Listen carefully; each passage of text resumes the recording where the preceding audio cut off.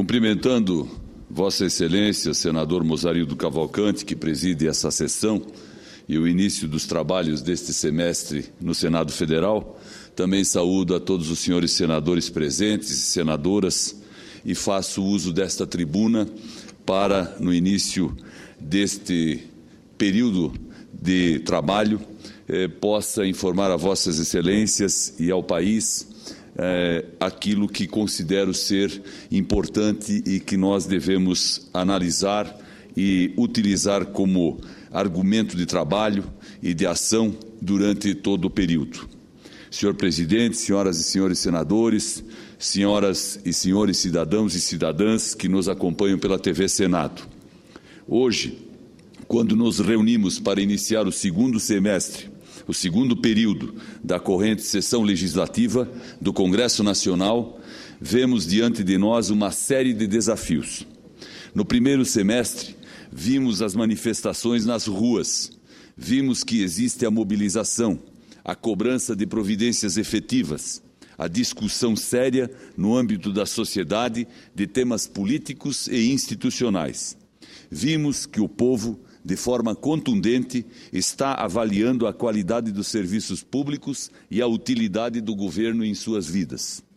O Congresso ouviu o povo e agilizou as votações, a votação das matérias relacionadas às reivindicações populares. Derrubou a PEC 37, transformou a corrupção em crime hediondo, definiu a destinação dos royalties do pré-sal para a saúde e a educação, zerou as alíquotas do PIS, PASEP e COFINS sobre o transporte coletivo, extinguiu a figura do segundo suplente para o cargo de senador, entre outros projetos importantíssimos que estão tramitando, como o fim do voto secreto nos processos de cassação de parlamentares. No entanto, algumas verdades precisam ser ditas. Transformar a corrupção em crime hediondo não é nenhum favor que o Congresso faz a ninguém. Acabar com a figura do segundo suplente de senador não muda a vida das pessoas. A decisão de destinar os royalties do petróleo para a educação e a saúde só terá efeito a médio e longo prazo. Hoje, quando começamos este período legislativo, permitam-me manifestar minha opinião. É imperioso e urgente que o governo federal adote medidas que não sejam apenas eleitorais, que visem apenas os interesses político-partidários ou que atendam às sugestões da base de apoio. O que o Brasil quer é uma mudança de postura, uma mudança de paradigma. Entre as muitas mudanças necessárias, é urgente a reformulação do Pacto Federativo. A concentração de arrecadação de tributos no governo federal não permite que estados e municípios tenham condições de resolverem seus problemas sem suplicar apoio em Brasília. A reforma fiscal é improrrogável. É preciso promover a redução da carga tributária urgentemente. É necessário promover a desburocratização no país. Precisamos imediatamente tornar os governos mais leves, de menor tamanho, transferindo atribuições que são suas para a iniciativa privada, especialmente no que se refere à modernização da infraestrutura nacional. Precisamos melhorar também a gestão pública, concentrando a atuação do governo principalmente nas áreas da saúde, da segurança e da educação. Devemos fazer isso tendo em mente que os brasileiros não querem favor do governo. Os brasileiros querem a possibilidade de ter uma vida digna com o fruto do próprio trabalho. Não querem depender eternamente de programas de transferência de renda. Na política econômica, há equívocos graves que precisam ser imediatamente corrigidos. Não é possível que os responsáveis pela condução da economia, a cada declaração desastrosa, façam crescer a desconfiança do mercado e da população. Precisamos de um Ministério da Fazenda com luz própria, que não tenha sua atuação tutelada por ninguém, que tenha força para conter o crescente risco de descontrole inflacionário e garantir a estabilidade econômica conquistada pelo Plano Real.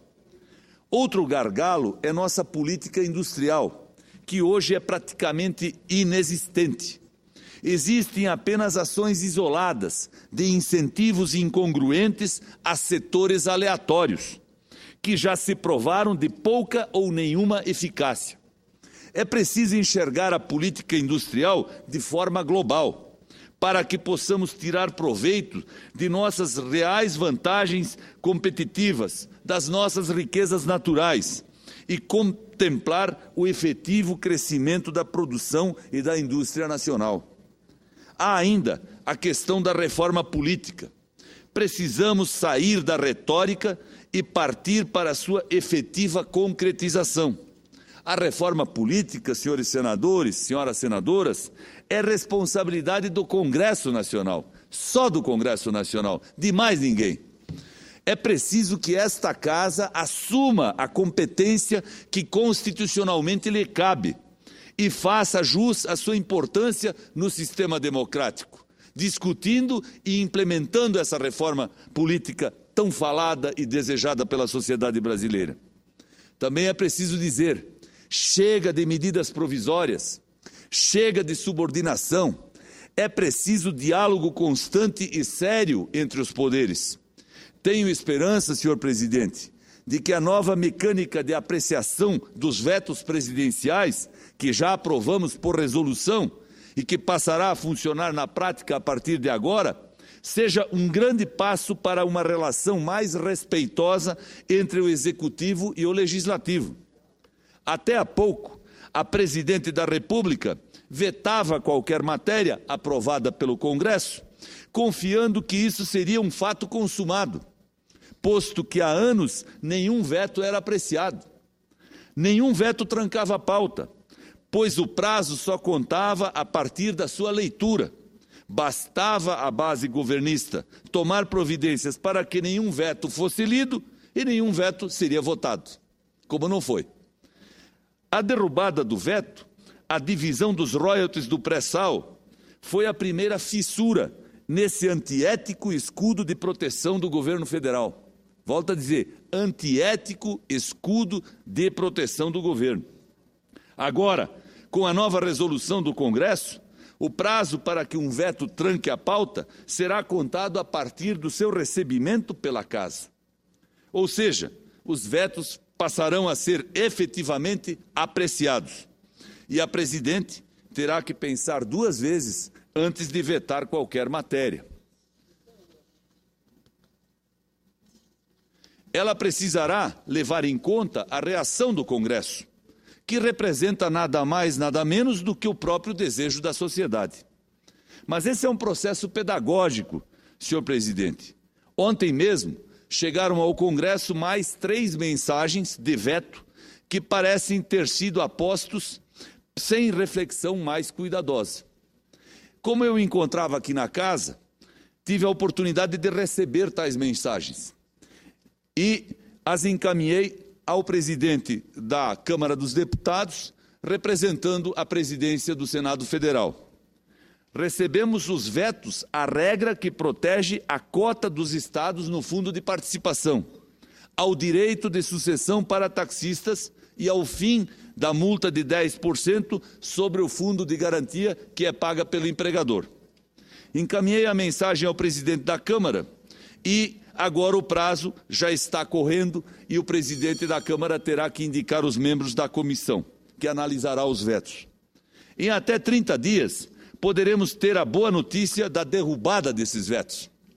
E então a presidente irá perceber que sua relação com o Congresso deverá se orientar daqui para frente a partir do diálogo equilibrado. Será uma relação de igualdade, de cooperação, mas não mais de subordinação. Essa antiga subordinação fica ainda mais exposta com o anúncio que o governo federal fez essa semana, de que poderá ser liberada parte dos recursos para as emendas parlamentares ao orçamento. No entanto, E já concluindo, senhor presidente, acredito que os parlamentares não aceitarão esse desrespeitoso gesto do governo. A solução definitiva para o problema do contingenciamento de emendas parlamentares já está encaminhada na própria Casa, com o projeto que torna impositiva a liberação de tais recursos. Esse é mais um passo rumo à autoafirmação do Congresso Nacional. Uma autoafirmação não no sentido do conflito, da animosidade, mas sim no sentido da harmonia, da cooperação em bases igualitárias, do bom funcionamento da democracia. A esse propósito, relembro a grande lição que recebemos há poucos dias, por ocasião da visita do Papa Francisco ao Brasil. Uma lição de humildade, de verdade, de união. Eu sou cristão luterano, mas fiquei profundamente tocado pelas palavras do Papa, que foram além do campo da religião. Espero que esse espírito de fraternidade possa transparecer nas relações entre o Legislativo e o Executivo, daqui para frente, e que assim tenhamos condições efetivas de promover as reformas que o nosso povo exige e merece. Muito obrigado.